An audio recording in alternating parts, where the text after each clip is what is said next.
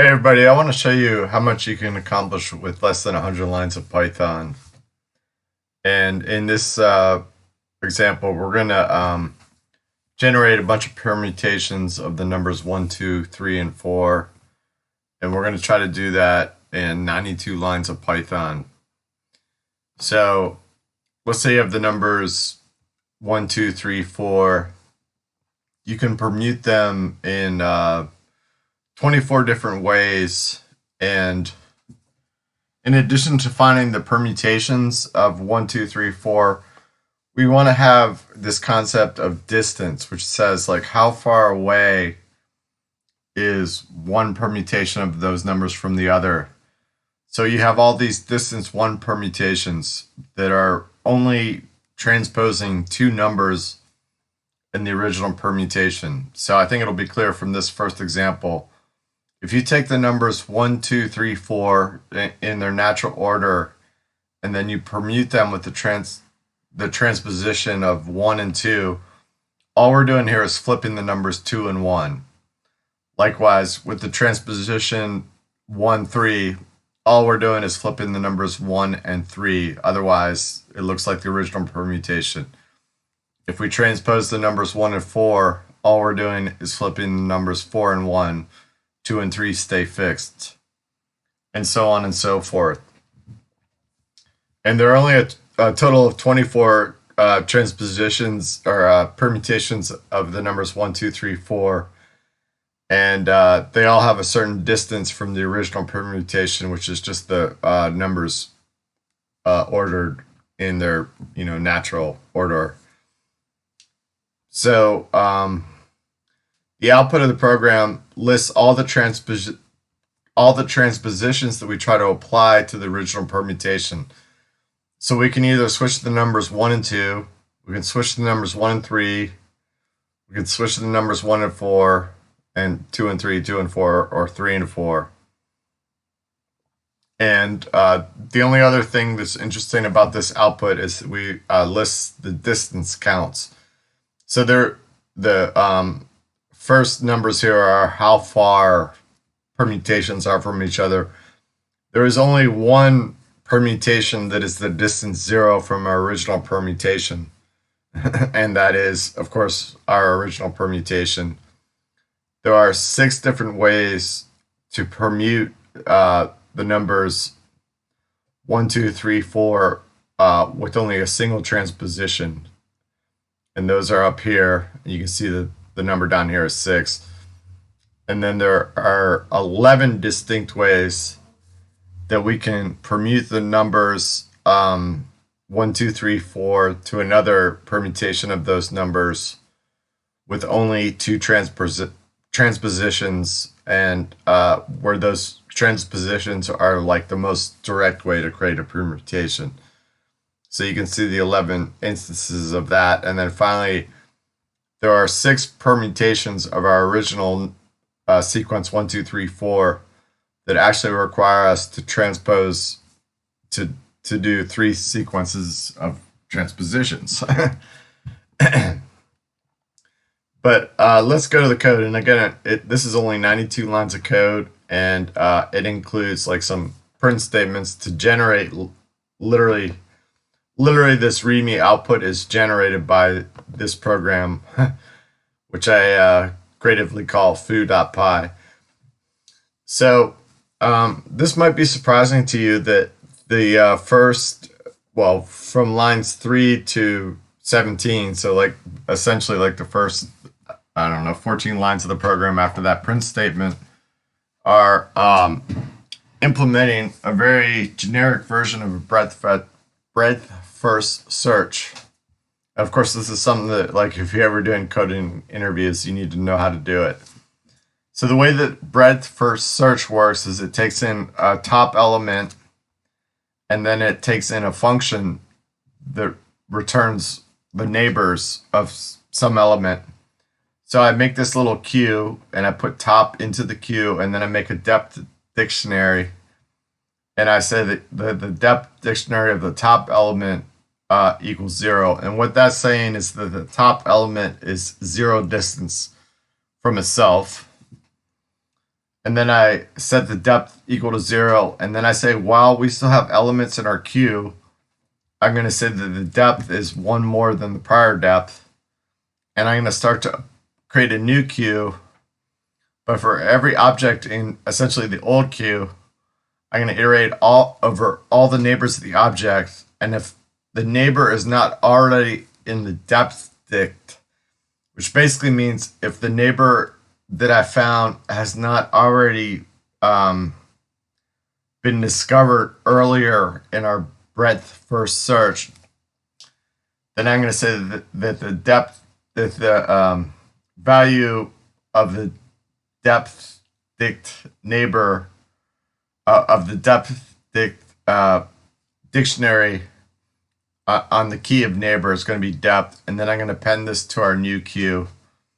And then at the end of it, I'm going to say that our queue is now this new queue that we've been building up during this loop. And I'm going to keep going until we exhaust the queue. And then I'm going to return this depth dictionary. So how does this apply to computing the list of permutations? Well, I think if we go back to the output, I think it'll make a little bit of sense. So the idea here is that we start with our most basic permutation of the numbers 1, 2, 3, 4, which is just listing those numbers in their most natural order. And then if you think in terms of a breadth first search, we're trying to kind of traverse down this tree and finding the most obvious neighbors of our original permutation. And then for all of those neighbors, finding secondary neighbors, then finding tertiary neighbors, and then finding, neighbors of distance or depth 4, and then we would keep going, but this output shows that we only need to go to a depth of 3. But in terms of the breadth first search, we have the original top element 1, 2, 3, 4. We can find 6 children that are just based on the transpositions, either swapping 1 and 2, swapping 1 and 3, swapping 1 and 4, swapping 2 and 3, etc. So that's where this fairly generic implementation of a breadth first search is useful. Okay, and then we come down here and we say that the list size is 4. We define our transposition class, and a transposition is just like an encapsulation of the notion that we have 2 numbers, I and j, that we need to switch in the list. So it's literally just making a couple assertions about those numbers that I is less than j, because by convention, switching values 3 and 4 is the same as switching values 4 and 3. So it'd be kind of stupid to create transpositions for 3 and 4 and 4 and 3 because they're going to do the same thing. So we enforce the concept that I is always going to be less than j, and of course j has to be less than the size of the list. And then we just have this way of stringifying it inside of parentheses, which again you can see when we list out all the transpositions that's here. And then we have this function to make transpositions, and this is just a doubly nested loop. And this is a very common idiom in programming where we have a doubly nested loop where we always want I to be less than j. So I ranges over all the possible values, but j only ranges over the values between I plus 1 inclusive and list size exclusive. And it makes the transpositions. And then we have a little loop here to print out the transpositions. And again, if we go back to the output, we can see that we're printing out all the transpositions for n equals 4. So for any list that has 4 elements that are numbered 1 to 4, the transpositions would be switching either 1 and 2 or switching 1 and 3, 1 and 4, so on and so forth. And then we make this permutation class, and the permutation class is kind of interesting because the constructor method accepts a list, which is literally just like, a list of numbers, but it also accepts a parent and a transposition. So when we stringify these permutation objects, you can see, for example, that for this 3, 2, 1, 4, we're going to stringify that this is actually the transposition 1, 3 on its parent. And you can see that down here, when we stringify an object of type permutation, unless the parent is none, in which case we just, simply return the object, then we stringify the permutation as the transposition on the parent. And that's why these stringifications of the permutations look like this. And you can tell that they're recursive in some sense. So this 4, 1, 2, 3 permutation is the result of the transposition of the elements 3 and 4 on the permutation 3, 1, 2, 4, which is in turn the transposition of the elements 2 and 3 on the permutation 2, 1, 3, 4, which is in turn the transposition of the elements 1 and 2 on our original permutation up here. So we have this permutation class, and then we say that the original permutation is just like a list on the range from 1 to list size plus 1 with no parent and no transposition. And again, coming back to here, all we're doing is creating this list here.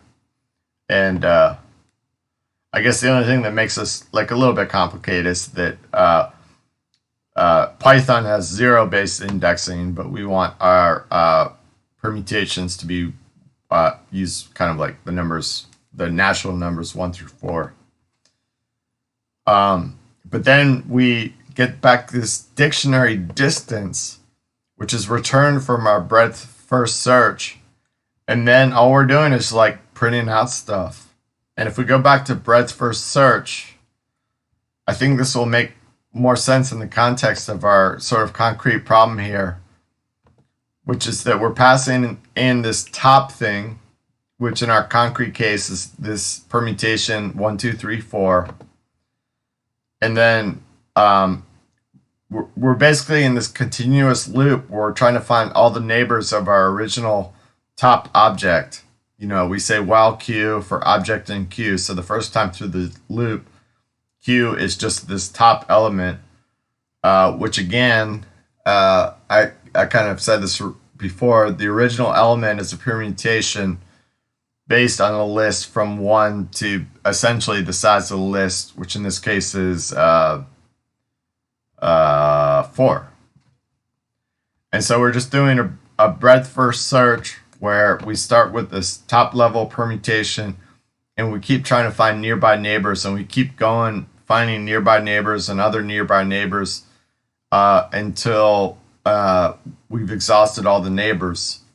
And the reason that this happens, the reason that this looks like it might be an infinite loop, but the reason that this loop terminates is that if we only append neighbors of a permutation to the queue if that neighbor is not already in our dictionary.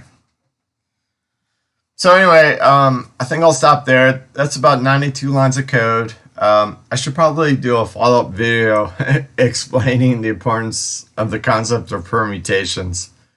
But I'll leave that for another day. I hope you enjoyed this. Thank you.